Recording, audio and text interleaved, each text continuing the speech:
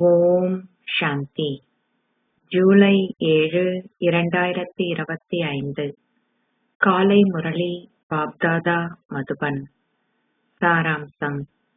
இனிய குழந்தைகளே, நீங்கள் மிகவும் ராஜரீகமான மாணவர்கள். நீங்கள் தந்தையினதும் ஆசிரியரினதும் சர்க்குருவினதும் நினைவில் நிலைத்திருந்து ஆன்மீக சேவையை செய்ய வேண்டும். கேள்வி: தங்களை எல்லையற்ற நடிகர்களாக கருதியவாறு முன்னேறி செல்பவர்களின் அடையாளங்கள் யாவை? பதில்: அவர்கள் தங்களது புத்திகளை சூட்சுமமானவர்கள் அல்லது சரீரதாரிகள் எவரையும் நினைவு செய்ய அனுமதிக்க மாட்டார்கள். அவர்கள் ஒரேயொரு தந்தையையும் அமைதி தாமமாகிய தங்களது வீட்டையும் தொடர்ந்தும் நினைவு செய்கின்றார்கள். ஏனெனில் அனைத்து மகத்துவமும் ஒரேயொரு தந்தைக்கு உரியவையே. தந்தை எவ்வாறு முழு உலகிற்கும் உதவி செய்து தூய்மையற்றவர்களை தூய்மையாக்குகின்றாரோ அவ்வாறே குழந்தைகளாகிய நீங்களும் தந்தையை போன்று உதவியாளர்கள் ஆகுகிறீர்கள். ஓம் சாந்தி. முதலாவதாக தந்தை குழந்தைகளாகிய உங்களை எச்சரிக்கிறார். இங்கே தந்தைக்கு முன்னால் அமர்ந்திருக்கும் பொழுது உங்களை நீங்கள் ஆத்மாக்களாக கருதுகிறீர்களா? நீங்கள் தந்தைக்கு முன்னால் அமர்ந்திருக்கிறீர்கள் என்பதும் நீங்கள் ஆசிரியருக்கு முன்னாலும் அமர்ந்திருக்கிறீர்கள் என்பதும் உங்கள் புத்திகளில் பிரவேசிக்க வேண்டும். நீங்கள் ஒவ்வொருவரும் ஓர் ஆத்மா என்பதே முதலாவது விஷயமாகும். தந்தை ஓர் ஆத்மா, ஆசிரியரும் ஓர் ஆத்மா, குருவும் ஓர் ஆத்மா, அனைவரும் ஒருவரே. நீங்கள் புதியதொரு விஷயத்தை செவிமடுக்கின்றீர்கள். பாபா, இதை நாங்கள் ஒவ்வொரு கல்பத்திலும் செவிமடுக்கின்றோம் என நீங்கள் கூறுகிறீர்கள். தந்தை உங்களுக்கு கற்பிக்கின்றார் என்பதையும் ஆத்மாக்களாகிய நீங்கள் உங்கள் அங்கங்களால் அவர் கூறுவதை செவிமடுக்கின்றீர்கள் என்பதையும் உங்கள் புத்திகள் நினைவு செய்யட்டும். இந்த நேரத்தில் மட்டுமே குழந்தைகளாகிய நீங்கள் அதிமேலான கடவுளிடமிருந்து இந்த ஞானத்தை பெறுகின்றீர்கள். அவரே ஆத்மாக்கள் அனைவரதும் தந்தையாவார்.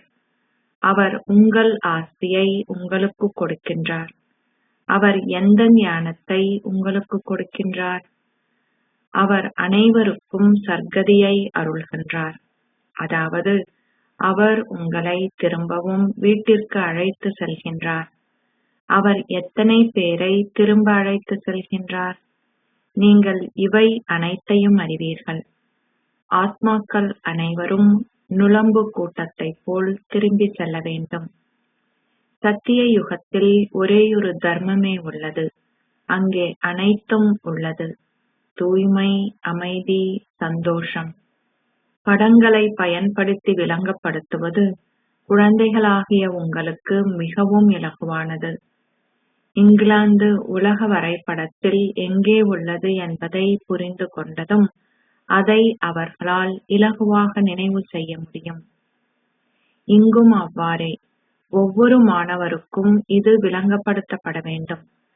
அதிமேலான கடவுள் சிவனுக்கு வந்தனங்கள் என்பது ஒரேயொருவருக்குரிய புகழாகும்.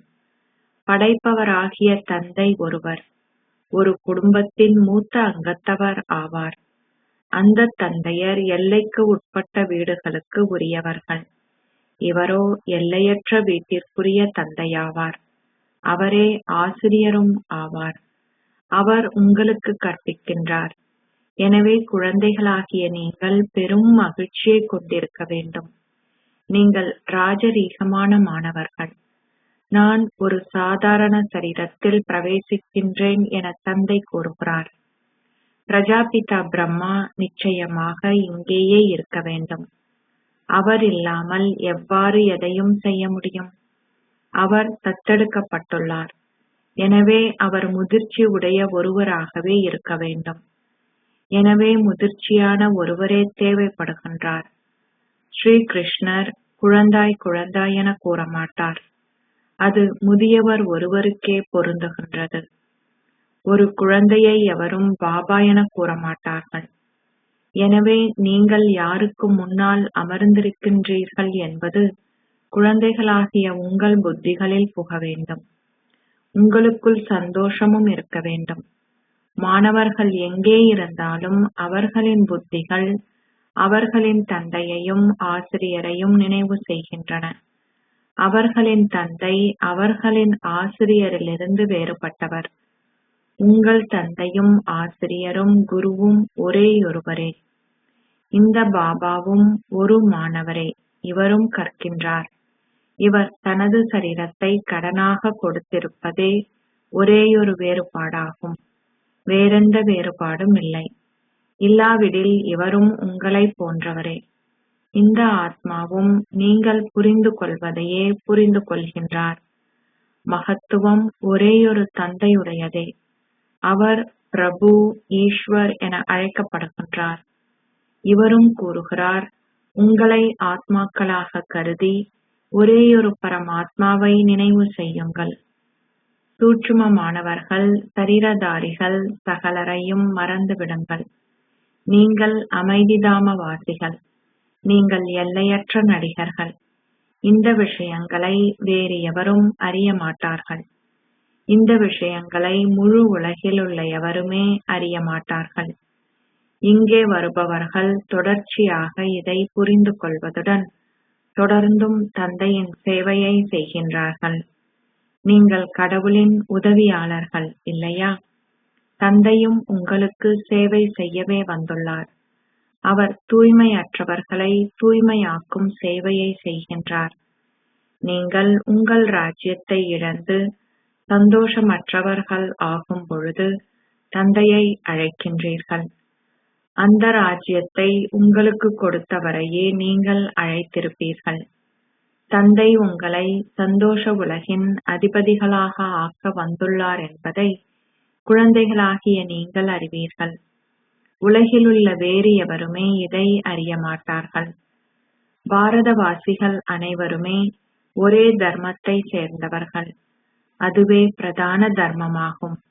அந்த தர்மம் இல்லாத பொழுதே தந்தை வந்து அதை ஸ்தாபிக்க முடியும். அல்லாஹ் அல்லது கடவுள் என்றெல்லாம் முழு உலகமும் அழைக்கின்ற கடவுளே நாடகத்திற்கு ஏற்ப மிகச் சரியாக முன்னைய கல்பத்தில் செய்ததைப் போல இங்கே வந்துள்ளார் என்பதை குழந்தைகளாகிய நீங்கள் அறிவீர்கள். தந்தை வந்து ஸ்தாபனையை மேற்கொள்ளும் கீதையின் அதே அத்தியாயம் இதுவாகும். பிராமணர்களும் தேவர்களும் என கூறப்பட்டுள்ளது. சத்திரியர்களை பற்றி குறிப்பிடப்படவில்லை. ஏனெனில் சத்திரியர்கள் 2 கலைகள் குறைந்தவர்கள். ஆகையால் பிராமணர்களுக்கும் தேவர்களுக்கும் வந்தனங்கள் என்று மாத்திரமே கூறப்பட்டுள்ளது. புதிய உலகம் ஸ்வர்க்கம் என அழைக்கப்படுகின்றது. திரேதாயுகம் புதிய உலகம் என அழைக்கப்படுவதில்லை. ஆரம்பத்தில் சத்திய யுகத்தில் உலகம் முற்றிலும் புதியதாக இருக்கின்றது. இப்பொழுது இவ்வுலகம் அனைத்திலும் பழையதாக உள்ளது. பின்னர் நீங்கள் அனைத்திலும் புதிய உலகிற்கு செல்வீர்கள். நாங்கள் இப்பொழுது அந்த உலகிற்கு செல்கின்றோம். இதனாலேயே குழந்தைகளாகிய நீங்கள் மனிதர்களிலிருந்து நாராயணனாக மாறுகிறீர்கள் என கூறுகிறீர்கள். நாங்கள் சத்திய நாராயணனின் கதையை செவிமடுக்கின்றோம். இது இளவரசர் ஆகுகின்ற கதை என அழைக்கப்படுவதில்லை. இது சத்திய நாராயணனின் கதை என அழைக்கப்படுகின்றது. அவர்கள் நாராயணனை வேறொருவராக கருதுகிறார்கள். ஆனால் அவரது வாழ்க்கை வரலாற்றை அவர்கள் காண்பிப்பதில்லை. இந்த ஞானத்தின் பல விஷயங்கள் உள்ளன. இதனாலேயே உங்களுக்கு 7 நாட்களுக்கு இந்த ஞானம் வழங்கப்படுகின்றது. நீங்கள் 7 நாட்கள் பட்டியில் இருக்க வேண்டும். எல்லா நேரமும் நீங்கள் இங்கே இந்த பட்டியில் வந்திருக்க முடியாது. அவ்வாறாயின் அனைவரும் இந்த பட்டியில் இருக்கிறோம் என்று சாக்குப்போக்குகள் கூறி இங்கேயே இருந்து விடுவார்கள். காலை மாலை 2 வேளையிலும் கல்வி கற்பிக்கப்படுகின்றது. மாலையில் சூழல் அவ்வளவு நல்லதாக இருக்க மாட்டாது. இரவிலும் வட்டியிலிருந்து 12 மணி வரை சூழல் மிகவும் தீயது. இங்கே குழந்தைகளாகிய நீங்கள் நினைவிலிருந்து சதோபிரதான் ஆகுவதற்கு முயற்சி செய்ய வேண்டும். அங்கே நீங்கள் நாள் முழுவதும் உங்கள் வேலையிலும் வியாபாரத்திலும் மும்முரமாக இருக்கிறீர்கள். வேலை செய்வதோடு நல்ல தொழிலை பெறுவதற்காக கற்பவர்களும் பலர் இருக்கின்றார்கள். நீங்கள் இங்கே கல்வி கற்கின்றீர்கள். எனவே நீங்கள் உங்களுக்கு கற்பிக்கும் ஆசிரியரை நினைவு செய்ய வேண்டும். சரி, அவரை நீங்கள் ஆசிரியராக நினைவு கூர்ந்தால் உங்களால் தந்தை, ஆசிரியர், சர்க்குரு மூவரையும் ஒரே நேரத்திலே நினைவு செய்ய முடியும். இது உங்களுக்கு மிகவும் இலகுவானது. எனவே நீங்கள் அவரை உடனடியாக நினைவு செய்யக்கூடியதாக இருக்க வேண்டும். அவரே எங்களது பாபாவும் எங்கள் ஆசிரியரும் எங்கள் குருவும் ஆவார். தந்தையே அதி மேலானவர். அவரிடமிருந்தே நாம் எமது ஸ்வர்க்க ஆஸ்தியை பெறுகின்றோம். நாம் நிச்சயமாக ஸ்வர்க்கத்திற்கு செல்வோம். ஸ்வர்க்கம் நிச்சயமாக ஸ்தாபிக்கப்பட வேண்டும். நீங்கள் உயர்ந்த அந்தஸ்தை பெற முயற்சி செய்கின்றீர்கள். இதை நீங்கள் மாத்திரமே அறிவீர்கள். உங்கள் ஓசை பரவும் பொழுது மனிதர்கள் இதை அறிந்து கொள்வார்கள். பிராமணர்களாகிய உங்களது ஆன்மீக தர்மம் ஸ்ரீமத்தை பின்பற்றி இந்த ஆன்மீக சேவையில் மும்முரமாக இருப்பதாகும். நீங்கள் ஸ்ரீமத்தை பின்பற்றுவதால் மேற்கொள்ளும் மேன்மையான பணியை மக்களும் அறிந்து கொள்வார்கள். நீங்கள் செய்கின்ற ஆன்மீக சேவையை வேறெவராலும் செய்ய முடியாது. பிராமண தர்மத்திற்கு உரியவர்களாகிய நீங்கள் மட்டுமே இப்பணியை செய்ய முடியும். எனவே நீங்கள் உங்களை இப்பணியில் ஈடுபடுத்துவதுடன் இதில் மாத்திரமே மும்முரமாகவும் இருக்க வேண்டும். தந்தையும் இப்பணியில் மும்முரமாக இருக்கிறார் அல்லவா? நீங்கள் ஓர் ராஜ்யத்தை ஸ்தாபிக்கின்றீர்கள். அரசாங்க தலைவர்கள் அனைவரையும் பராமரிப்பதற்காக சந்திக்கிறார்கள். இங்கே நீங்கள் மறைமுகமான வழியில் என்ன செய்கின்றீர்கள்? நீங்கள் மறைமுகமான அறியப்படாத அஹிம்சா சத்திரியர்கள். இதன் அர்த்தத்தை எவரும் அறிய மாட்டார்கள். நீங்களே இரட்டை அஹிம்சா சேனையினர். ஒருவரை தூய்மையற்றவர் ஆக்குகின்ற விக்காரமே மாபெரும் வன்முறையாகும். இந்த விக்காரத்தை வெற்றி கொள்ள வேண்டும். தந்தை பேசுகிறார், காமமே கொடிய எதிரி. இந்த விக்காரத்தை வெற்றி கொள்வதன் மூலம் நீங்கள் உலகை வெற்றி கொள்கிறீர்கள். லக்ஷ்மியும் நாராயணனும் உலகை வென்றார்கள் இல்லையா? பாரதம் உலகை வெற்றி கொண்டது. அவர்கள் எவ்வாறு உலக அதிபதிகள் ஆகினார்கள்? வெளி உலகத்தவரால் இதை புரிந்து கொள்ள முடியாது. இதை புரிந்து கொள்வதற்கு ஒரு பரந்த எல்லையற்ற புத்தி தேவைப்படுகிறது. முக்கிய பரீட்சைகளை எழுதுபவர்கள் பரந்த எல்லையற்ற புத்திகளை கொண்டிருக்க வேண்டும். ஸ்ரீமத்தை பின்பற்றுவதன் மூலம் உங்கள் சொந்த ராஜ்யத்தை நீங்கள் ஸ்தாபிக்கின்றீர்கள். உலகில் அமைதி நிலவியது என்றும் அந்த நேரத்தில் வேறெந்த தர்மமும் இருக்கவில்லை என்றும் நீங்கள் எவருக்கும் விளங்கப்படுத்தலாம். ஸ்வர்க்கத்தில் அமைதி மட்டும் இருக்காது. வைகுந்தம் அல்லாவின் பூந்தோட்டம் என்று அழைக்கப்படுகின்றது. அங்கே பூந்தோட்டம் மாத்திரம் இருக்காது, மனிதர்களும் தேவைப்படுகிறார்கள்.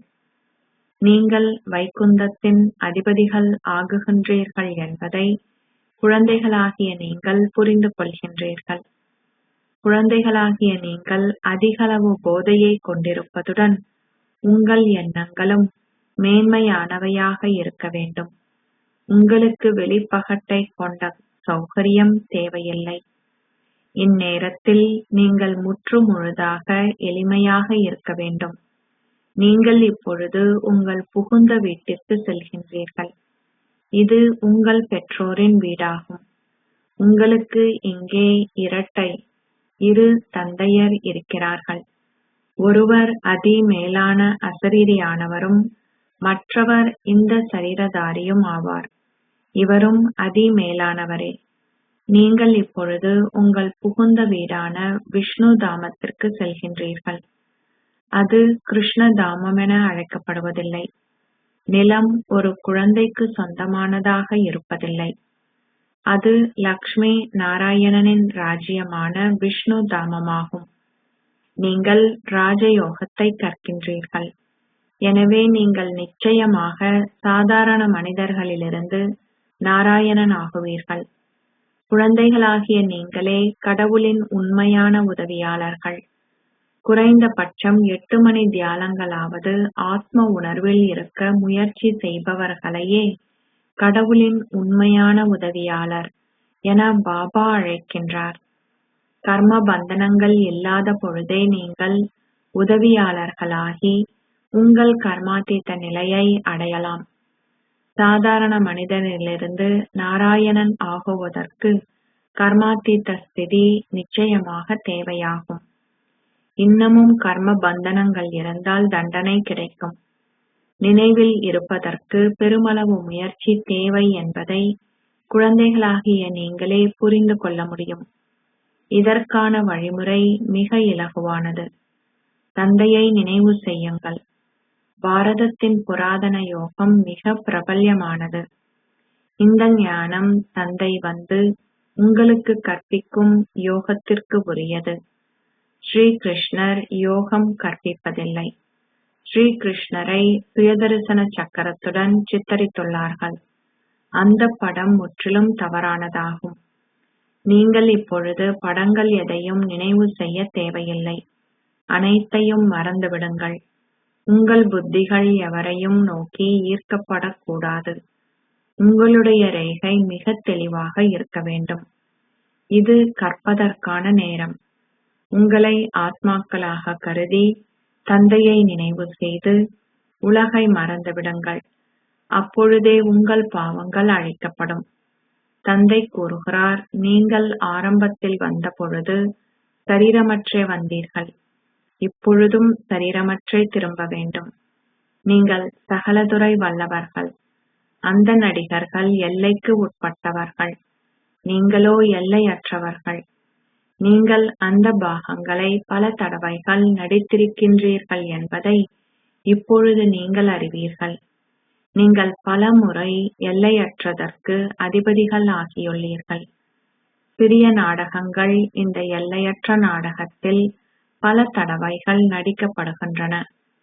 சத்திய யுகத்திலிருந்து கலியுகம் வரை நடந்தவை அனைத்தும் மீண்டும் தொடர்ந்து இடம்பெறுகிறது. உச்சியிலிருந்து அடிவரையான அனைத்து விஷயங்களும் உங்கள் புத்திகளில் உள்ளது. அசரீரி உலகமும் சூட்சும உலகமும் உலக சக்கரமும் இருக்கின்றன. அவ்வளவுதான். உங்களிற்கு வேறெந்த உலகுடனும் தொடர்பில்லை. உங்கள் தர்மம் ஒன்றே அதிகளவு சந்தோஷத்தை கொடுக்கின்றது. மற்றவர்கள் வருவதற்கான காலகட்டத்தில் அவர்கள் மீண்டும் வருவார்கள். நீங்கள் இறங்கி வந்த வரிசை கிரமத்திலேயே மீண்டும் திரும்பி செல்வீர்கள். ஏனைய சமயங்களை பற்றி நாம் என்ன கூற முடியும்? நீங்கள் ஒரேயொரு தந்தையின் நினைவில் இருக்க வேண்டும். படங்கள் அனைத்தையும் மறந்து ஒரேயொரு தந்தையை நினைவு செய்யுங்கள். பிரம்மா, விஷ்ணு, சங்கரரையும் நினைவு செய்யக்கூடாது. ஒரேயொரு தந்தையை மட்டுமே நினைவு செய்யுங்கள். அவர்கள் பரமாத்மா நீள்கோள வடிவமானவர் என்று நம்புகிறார்கள். எவ்வாறு எவரும் நீள்கோள வடிவமாக இருக்க முடியும்? அவ்வாறாயின் அவரால் எவ்வாறு இந்த ஞானத்தை பேச முடியும்? நீங்கள் கேட்டுக்கொண்டிருக்கும் ஒலிபெருக்கியின் ஊடாக பேசுவதன் மூலம் அவரால் உங்களை தூண்ட முடியுமா? தூண்டுதல்கள் மூலம் எதுவுமே நடைபெறுவதில்லை. அவர் சங்கரரை தூண்டுகின்றார் என்றில்லை. இவை அனைத்தும் நாடகத்தில் நிச்சயிக்கப்பட்டுள்ளது. விநாசம் நிச்சயமாக இடம்பெற வேண்டும். ஆத்மாக்களாகிய நீங்கள் சரீரங்கள் மூலமாக பேசுவதைப் போலவே கடவுளும் குழந்தைகளாகிய உங்களுடன் பேசுகின்றார். அவருடைய பாகம் தெய்வீகமானதும் தனித்துவமானதும் ஆகும். தூய்மையற்றவர்களை தூய்மையாக்குபவர் ஒரேயொரு தந்தையே. அவர் கூறுகின்றார், எனது பாகம் தனித்துவமானது. முன்னைய கல்பத்தில் இங்கு வந்தவர்கள் தொடர்ந்தும் வருவார்கள். கடந்த காலத்தில் நடந்தவை அனைத்தும் நாடகமே. சிறிதளவு வேறுபாடும் இருக்க முடியாது. நீங்கள் முயற்சி செய்வதை பற்றியும் சிந்திக்க வேண்டும். நாடகத்திற்கு ஏற்ப நீங்கள் செய்யும் முயற்சிகள் குறைவாக உள்ளன என உங்களால் கூற முடியாது. அப்போது நீங்கள் பெறுகின்ற அந்தஸ்தும் மிக குறைவானதாகவே இருக்கும். உங்கள் முயற்சி தீவிரப்படுத்தப்பட வேண்டும். நாடகத்திடம் அதை விட்டுவிடாதீர்கள்.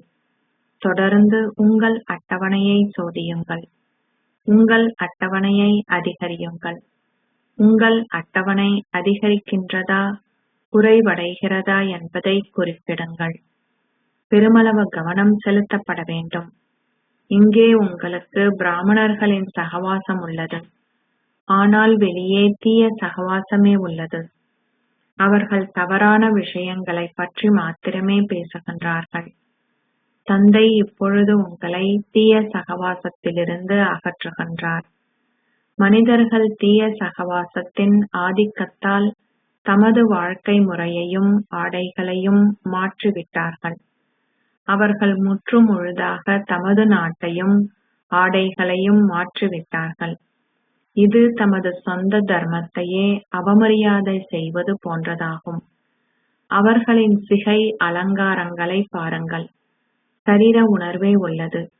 அவர்கள் தங்களின் சிகையை அலங்கரிப்பதற்காக 100 - 150 ரூபாய் வரை செலவு செய்கின்றனர். அது தீவிர சரீர உணர்வு என அழைக்கப்படுகின்றது. அவர்களால் ஒரு பொழுதும் இந்த ஞானத்தை எடுக்க முடியாது. பாபா கூறுகின்றார், முற்றிலும் எளிமையாக இருங்கள்.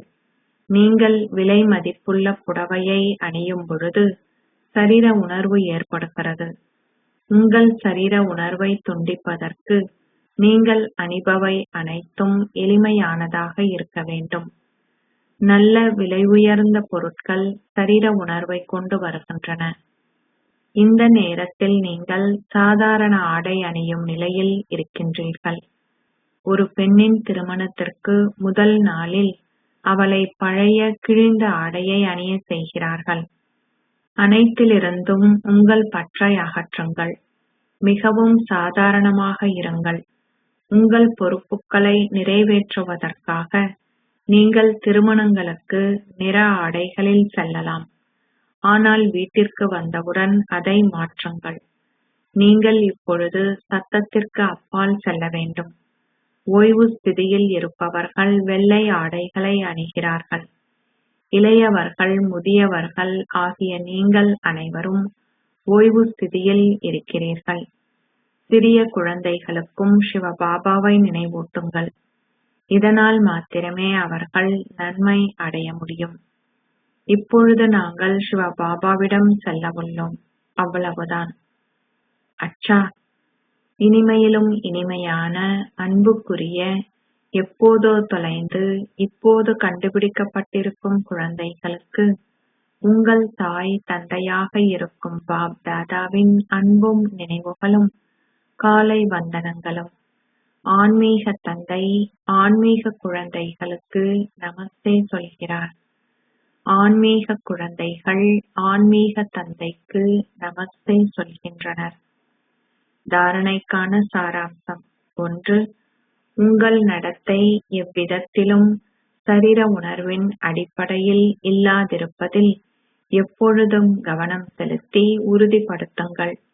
மிக எளிமையாக இருங்கள். எதிலும் பற்று வைக்காதீர்கள். தீய சகவாசத்தை இட்டு எச்சரிக்கையாக இருங்கள். 2. நினைவில் இருப்பதற்கு முயற்சி செய்யும் பொழுது உங்கள் கர்ம பந்தனங்கள் அனைத்தையும் துண்டிப்பதால் கர்மாதீதம் ஆகுங்கள். குறைந்த பட்சம் 8 மணி தியாலங்களாவது ஆத்ம உணர்வில் நிலைத்திருந்து கடவுளின் உண்மையான உதவியாளர்கள் ஆகுங்கள். ஆசீர்வாதம். நீங்கள் ஒரு மாஸ்டர் படைப்பாளியாகி உங்களின் பரந்த எல்லையற்ற புத்தியாலும் உங்களின் சிறிய இதயத்தாலும் எல்லோருக்கும் சொந்தமாக இருக்கும் அனுபவத்தை வழங்குவீர்களாக. மாஸ்டர் அருள்பவரின் முதல் படைப்பு அவரின் சரீரமே. தமது சரீரங்களின் மீது அதிபதிகளாக இருப்பதில் சம்பூர்ணமாக வெற்றி அடைந்தவர்கள் தமது அன்பு மற்றும் தொடர்பால் சொந்தமாக இருக்கும் அனுபவத்தை எல்லோருக்கும் வழங்குவார்கள். இத்தகையதோர் ஆத்மாவுடன் தொடர்பை கொண்டிருப்பதன் மூலம் ஆத்மாக்கள் ஏதோ ஒரு சந்தோஷத்தின் சிறப்பியல்பை, அமைதி, அன்பு, ஆனந்தம், ஒத்துழைப்பு, தைரியம், ஊக்கம், உற்சாகத்தினை அருள்பவரிடமிருந்து பெறுவார்கள். இத்தகைய ஆத்மாக்கள் மட்டுமே பெரிய இதயங்களுடன் பரந்த எல்லையற்ற புத்திகளையும் கொண்டவர்கள் எனப்படுவார்கள்.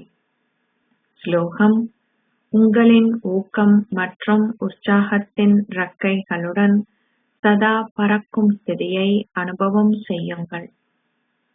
அவ்யக்த சமிக்கை: எண்ணங்களின் சக்தியை சேமித்து மேன்மையான சேவைக்கு கருவியாகுங்கள். உங்களை மேன்மையான எண்ணங்களால் நிரப்பிக் கொள்வதற்கு ஒரு நம்பிக்கை பொறுப்பாளராக இருங்கள். ஒரு நம்பிக்கை பொறுப்பாளர் என்றால் லேசாகவும் ஒளியாகவும் உள்ள தேவதை என்று அர்த்தம். இத்தகைய குழந்தைகளின் ஒவ்வொரு மேன்மையான எண்ணமும் எப்போதும் வெற்றி நிறைந்தது. குழந்தைகளான உங்களிடம் உள்ள ஒரு மேன்மையான எண்ணத்தால் நீங்கள் தந்தையிடமிருந்து 1000 மேன்மையான எண்ணங்களை பெறுகிறீர்கள். ஒன்றுக்கு பதிலாக நீங்கள் 1000ஐ பெறுகிறீர்கள். ஓம் சாந்தி.